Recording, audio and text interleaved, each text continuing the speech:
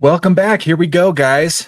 Intelligent Human Leadership podcast continues, and we are going to jump into a great topic today that has actually come up for me over the course of several conversations over the last few days. I'm coming off Mountain Men Summit that I just helped host here in Southern California this past weekend, which was great. We were talking about superpowers, how you show up in your authentic self. One of the things that we came up with that was a common theme was when I show up in my natural way of being, it doesn't always come off positive. Doesn't always come off the way I want to be as effective and influential.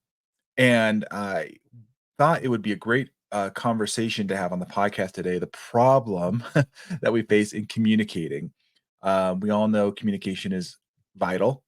How we show up, how we share with each other.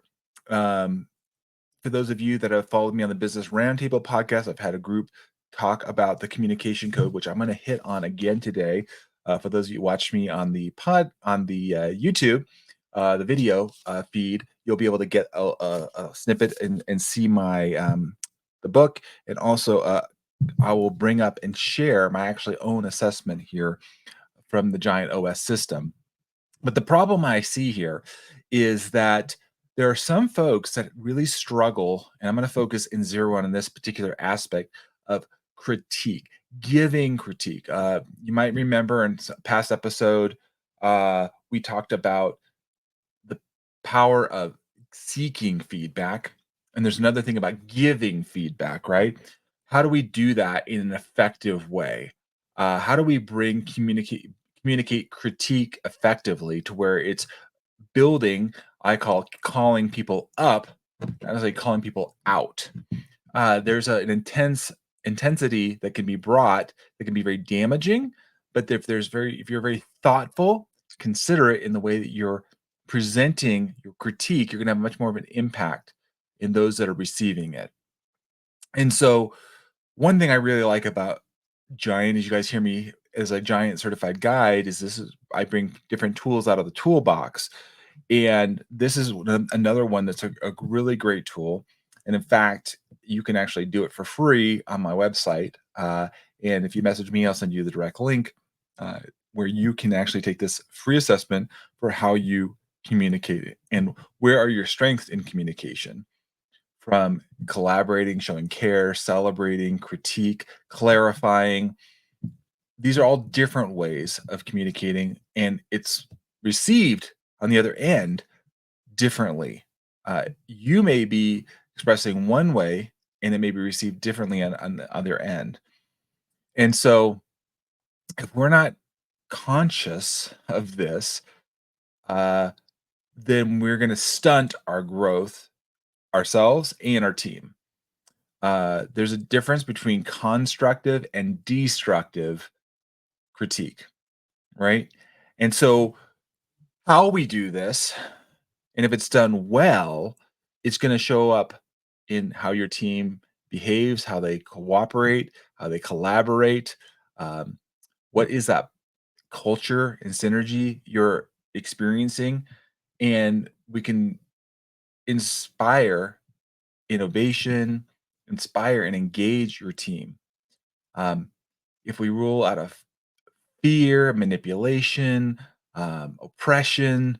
I don't think people intend to do them this way. I really don't think they know, but they don't know any better. And so I'm going to give you a tool here and help you become that more intelligent leader. Again, I'm always here as your advocate in this podcast to be that person, to take knowledge and apply it. I've talked about that in a previous episode. It's one thing to get information or knowledge. We've got a lot out there. I want to help you apply this practically in your life, in leading your teams. Now, I come from a place of learning this about myself. And it's a spectrum. We're on this journey of learning these skills and abilities. We aren't born with them. We have not mastered these from the get-go. I don't know anybody that has.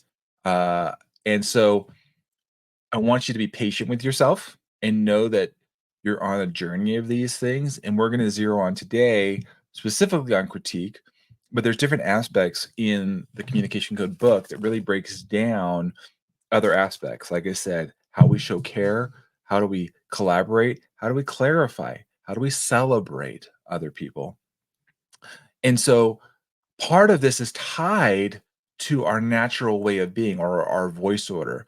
For those of you guys that have followed me along in talking about that, um, our voices, our leadership voices, and we have to tend to be a certain way. In the giant framework, we have 5 different voices. The pioneer, the creative, the connector, the nurturer, the guardian. Each one of those comes from a different frame of their default way of either showing care, critique, clarifying, uh, collaborating, celebrating. And so, what I found is oftentimes those that are at what I call a pioneer voice, or is that person that is a very strong-willed, very mission-driven, their strategic vision, they're result-oriented, they want to win, and that's not a bad thing, but what happens is when that becomes all-consuming and they don't look at the other voices on their team, their critique or their feedback that they are giving can be damaging. And so what we want to do on this podcast is help you, number one, identify if you are that person, and number two, are you on the receiving end of that? Either way, you're going to be able to walk away from this podcast knowing better how you can communicate and how you can receive that communication. And remember my last podcast episode, for those of you who missed it, we talked about the leadership liberation. How do we become a liberating leader? How do we become a place of a freedom and a way to be ourselves, and let our team be themselves, and do that in a healthy way? So step back, take a moment, and I want you to think about, what does it look like to be on the other side of you when giving critique, when giving feedback? How is that being shared and how is that being received? When we start to look at this, we can start to then calibrate or tailor our feedback accordingly and effectively and more constructively. If we know the different voices or those folks that are different than us, remember how we communicate is going to be received differently. For those of you that are the pioneer voice, which is a minority voice in the voices framework, the pioneers are the smallest voice. They're like about 7% of the population. And I'll give you an example. It's the Elon Musk, it's the Steve Jobs, it's the Donald Trump. You know, it's very polarizing personalities at times, but that's because they almost have to be, in a way that they're carving a path, they're going in a place forward where other people haven't. I'm not saying all of their behaviors are good or bad. I'm just saying that they're very recognizable typically because they're different than most people. I find them to be most likely entrepreneurs, or people that are on the front lines in business, possibly in politics. And so, what happens is when they start giving feedback, if they're not self-aware, they can do a lot of damage. I was just talking to a colleague yesterday, and how she was telling me that she was in this small startup. This guy was the money guy, had all these different resources, but yet he did not like to be questioned, or he didn't like to get feedback in a certain way. And the way he responded was not positive. It was a very toxic culture.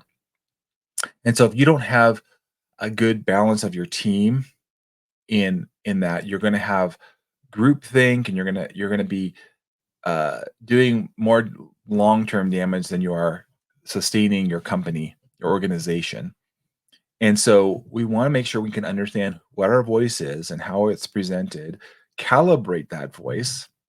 You know, for those of you that are in music, I played music for years. If you don't know that, I've played trombone and flute and other things. We have uh, volume, right? Loudness that we play, and there's a way to that we're still playing the same instrument, right? But the way we can tailor the volume that's being shared, the intensity at which that is being brought out. There's a time for intensity, Like I was talking to a gentleman last night who's in construction and where safety's on the line, and you've got to give critique and feedback really intently right away because it's life or death, or it's very dangerous. And there's other times where the critique can be dialed down based appropriately on the situation, the people that are involved.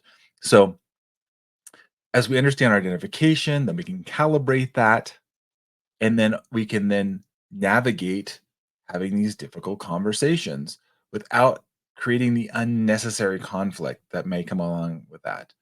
Uh, and and again, I don't think people are. This is my personal view that people are intentionally trying to be damaging. They don't know better. And so I really, when I come from this mindset of they're doing the best where they're at, where they're at now, doesn't mean they cannot improve. We just have to understand where we live with people with an understanding, and then we try to help them. Again, not call them out, but call them up. How can we show that and be more effective in our communication?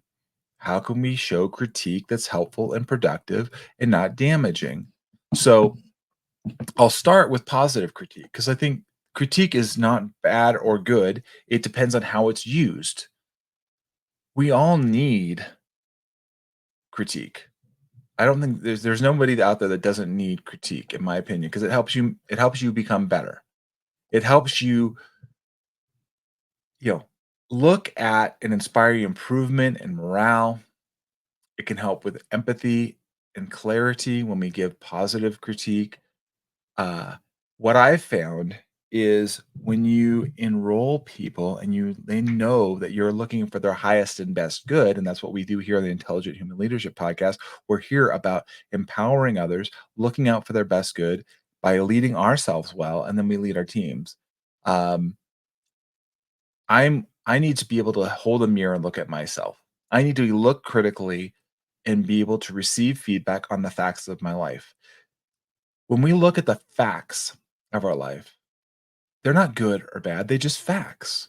And so I want to encourage you that when you're getting feedback, positive feedback is just going to assess your facts. They're not putting value on them necessarily good or bad. It is what it is right now. And when you can get feedback in that way, you're going to be able to make improvements. So for those of you, I'll give you some examples. I work with some different clients on proposals, and oftentimes, if they lose a proposal, you want to do a debrief. You want to understand what was it about that proposal that what we didn't get selected, or we got points for a certain level. Now you can be emotional and say, "Oh, well, this is stupid. I can't believe that they would do this for us," but that doesn't help you improve. So by blaming or minimizing it, it's not going to help you make that change going forward. What I invite you to do is to seek the critique and see what it is. Determine whether or not it has value or not, but get the critique at least so you can determine that. Listen and learn. Uh, I just wrote up a whole series of questions for a client to give her questions on a debrief to get better understanding about why they weren't selected. Was it for costing reasons? Was it because the scope wasn't responsive in a certain way? Uh, these are important. I've done so many different performance reviews, for example, with staff, and I seek to get feedback, critique. How can they improve, or what is it they need to improve on? Now, sometimes critiques come in, and it helps you point to the fact that you know what, I'm really not that good at this area, and that's not a bad thing. It means you know what, I shouldn't be focusing in this aspect. For me, it's one area that I got feedback on, and I was a director of biological resources at a firm, was the quality control. Some of the issues that we needed in our reports wasn't quite there. Now I kind of gotten defensive about it and had my ego get in there, but I realized, okay, you know what? It can be improved. There's room for improvement here. And what it allowed when I was able to receive that critique in a non-defensive way, it allowed somebody else to come into the organization and to improve that aspect of the organization. I pivoted and I focused in a different area of mentorship and business development, which I was actually better at. So it helps you clarify too, where are the areas I'm stronger in and where are the areas that I'm not as strong. And that's great because it actually helps you move in the direction you're going to be most effective in. And so when we look at this, um, we can improve our clarity, how we're communicating, right, through our critiques. And so if we don't do that, right, there's damaging pitfalls in the way that critique is shared and becomes negative. It becomes an experience that people resent or pull back from. Again, how are you delivering that? And who are you delivering it to? Right? If you poorly deliver a critique, it can demotivate or alienate your team members to the point where you're losing people. And you know the cost if you're a business owner or leader trying to hire and get somebody onboarded, it takes time and your production goes down.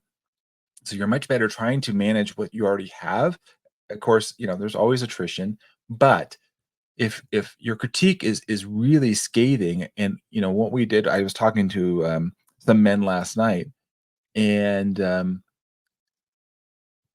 when you about this idea of critique or complaining or challenge, right?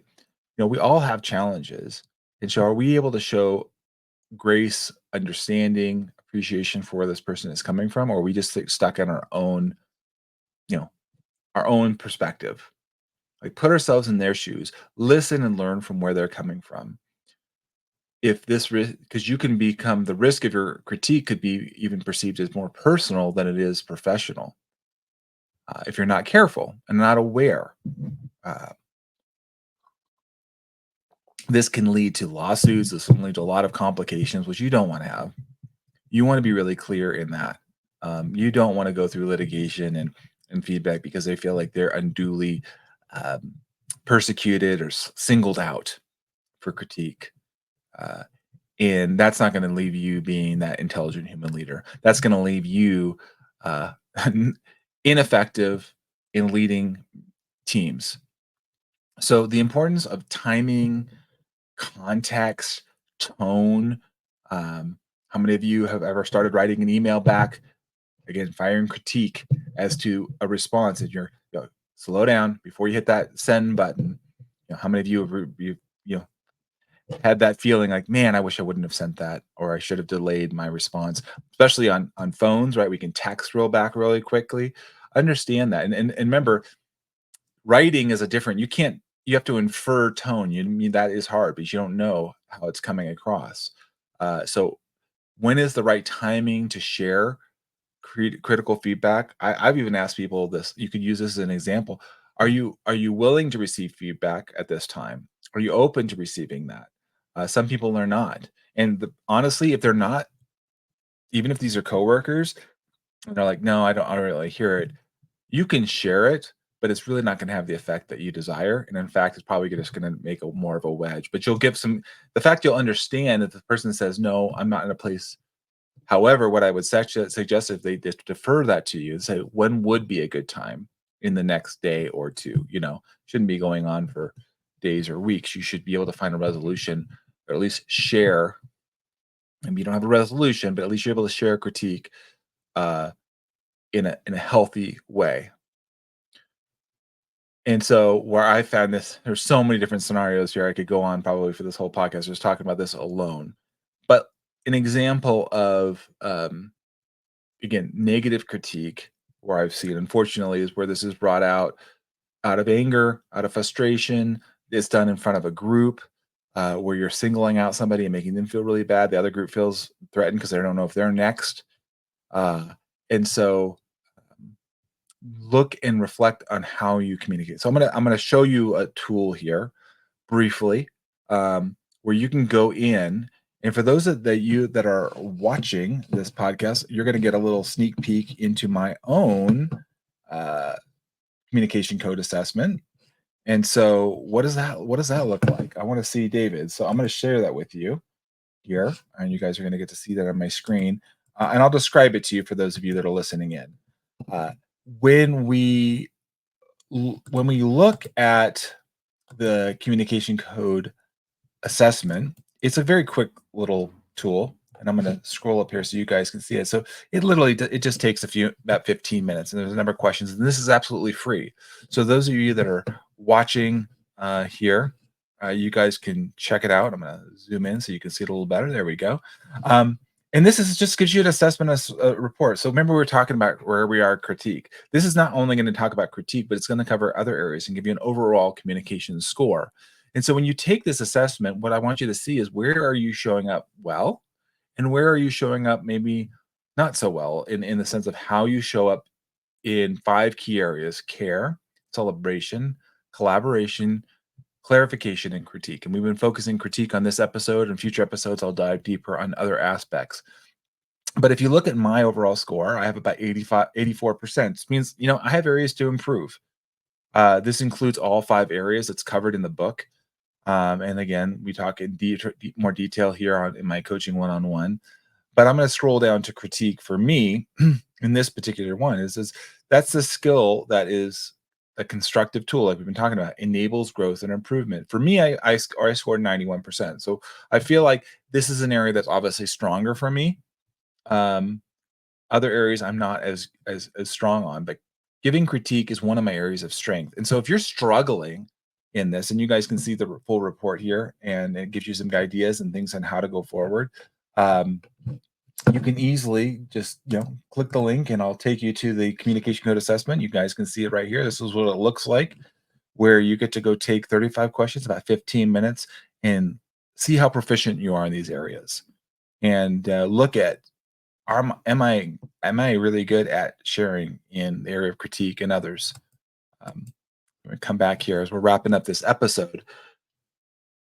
But when you learn and have this understanding about yourself, number one, you have to start with this. Remember, we talked about early on in the episode, voice identification. How are you showing up? What's your strength? If you're struggling in this area of critique, whether sharing it or receiving it, then let's talk, because this is something I can help you become be better aware about, have a mindset is serving you well, creating a desired story, desired outcome, and how you can share critique with one another and receive it. Reflect on your style and reflect on how you're being effective or not effective, and be honest, and get that feedback. In that last episode of the liberation, we talked about, are you a liberating leader? Are you in a place of high support or high challenge, or both? We want to be in a place where we're both. But sometimes we may be in a place of high challenge in our critique, and that's demoralizing. That can turn off your team. And so, sometimes where I've struggled, where the trying to critique, unfortunately, showing high support and not really giving them the necessary critique that they need to be successful. That's also demoralizing as well, and frustrating. And so, understanding that your critique has a lasting impact on your team, the leadership, the development of your team. You can take this giant communication code assessment absolutely free and get moving in the right direction, helping you build your team, your network. This could even be with clients, how you show critique and feedback, or how you receive it from them, how we can be that most intelligent human leader. So if this resonates with you, and you're hearing this and you're saying, David, you know what? I know I can improve in this area, and it's something that I've been struggling with for a while. Reach out to me. That's what we do in Steward Your Business. That's what I work on with both business owners and individuals, that helping and empowering you to be that most intelligent human leader. Number two, share, leave a review here of the podcast. That helps me reach more people and help them become that most intelligent human leader.